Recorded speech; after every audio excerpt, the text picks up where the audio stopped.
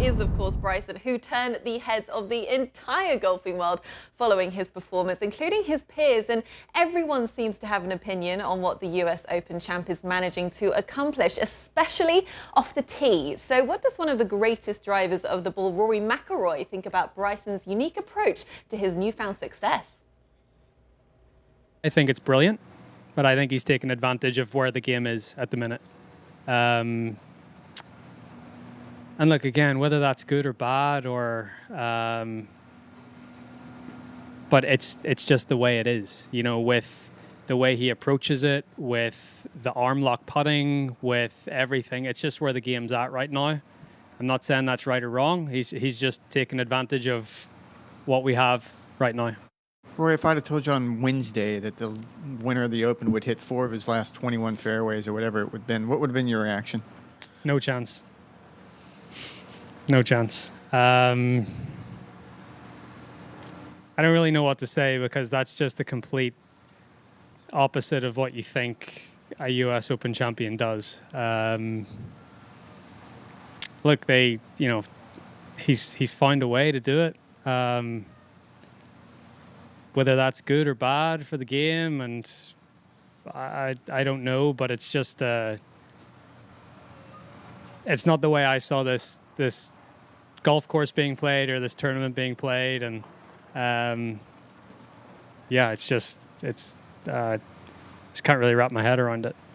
On weeks like this is incredible what he can do out of the rough, and it's a game that we've really never seen before. I mean, I guess John Daly changed it a little bit during his time. Tiger changed it, and I think Bryson is now changing it again. So it's impressive to see. I mean, hitting the ball in the rough out here and trying to get it on the green is really hard, and it's really impressive what he's doing.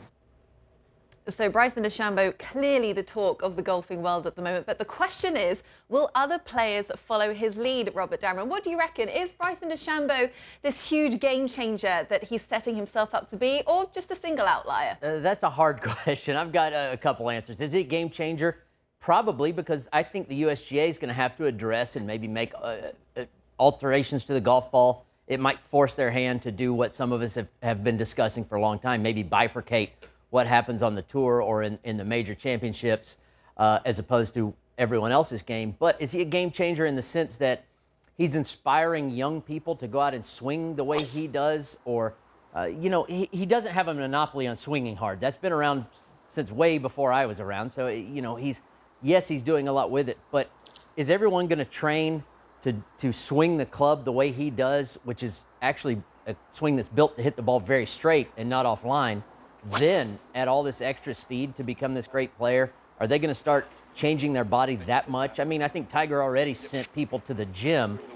I don't think Bryson's going to resend them to the gym. And most normal human beings, not to say, well, okay, I could call him abnormal, I guess, don't add that much weight and that much muscle at once. It's just too much work, and it's too hard to get out and do. But Bryson's just a different cat, and he got out and did it. So is he a game changer, Anna? Yes and no.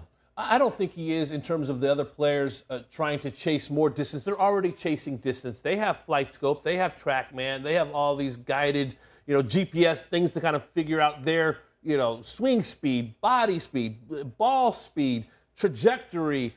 They're dialing in their distances as well and trying to get the most out of the golf ball and what the clubs and the rules allow. I think this is Bryson specific with the way his mind works, with his chase for knowing the unknowable, for pushing buttons, for being on the range on a Saturday night, for eating the way he does. This is all peak Bryson. We talk about how exhausting golf is, 4 rounds of major championship golf. Bryson looked as though that picture, sleeping notwithstanding, that he could go run a marathon after that. Wanted to play another 18 holes. This, to me, is Bryson specific, because I think the game for the last 15, 20, 25 years has been about bomb and gouge. J.B. Holmes, Camilo, Bubba Watson coming out some 20 years ago, 15 years ago, was all about Tiger, John Daly. It's Gary Player. I mean, we've seen guys, Vijay Singh, work in the gym, work their body, change their body. Phil Mickelson. But this is Bryson specific. I don't think everyone's going to start, drinking protein shakes and necessarily doing specifically what Bryson is doing.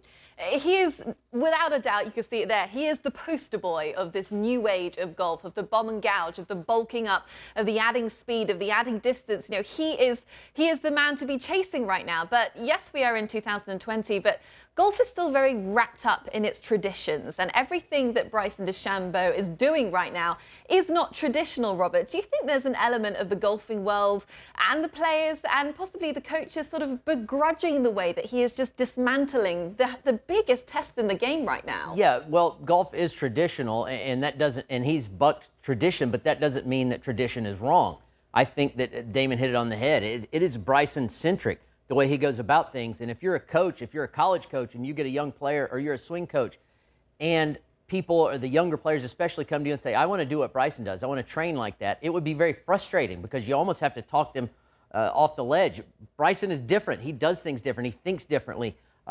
You know, I thought when he tried to add distance, it would be bad. It obviously isn't, but it doesn't mean I'm going to be wrong the next time somebody tries to do it. It just does go against traditional wisdom, and tradition is very wise a lot of times, just not when it refers to Bryson DeChambeau. And golfers are about tradition, and golfers are also about themselves. I don't see Justin Thomas, who won 3 times this past season, or Dustin Johnson, who won 3 times this past season, saying, oh no, what I'm doing is not good enough. I'm going to change the way I do things because Bryson DeChambeau does things his way. Rory McIlroy is not going to change the way he goes about his business, his body, his swing, because Bryson is doing what he's doing. Those guys have enough belief in their own system of work, their own method of playing the game and chasing greatness. They have to stick to their belief system. If in their minds, like, hey, this is what Bryson does, but for me to get the best out of what I do, I have to stick to what I do. I just think it's amazing to watch him have the self-confidence and the courage, and to be, again, a poster boy for guys and girls coming through the game now who do things differently and are worried. You know, so many players have said it over the years. They look down the range when they first break out on tour and say, he does that better than me, she does that better than me. But you just have to stick to your own game, and to have also the confidence to explore the realm of capacity in his own game. We've seen the likes of Tony Finau say that the distance that he has and the weapon that he has with the driver is a blessing and a curse, because you don't know what to do with it all of the time. So to see him kind of follow his own path and do what he does best has just been so inspiring.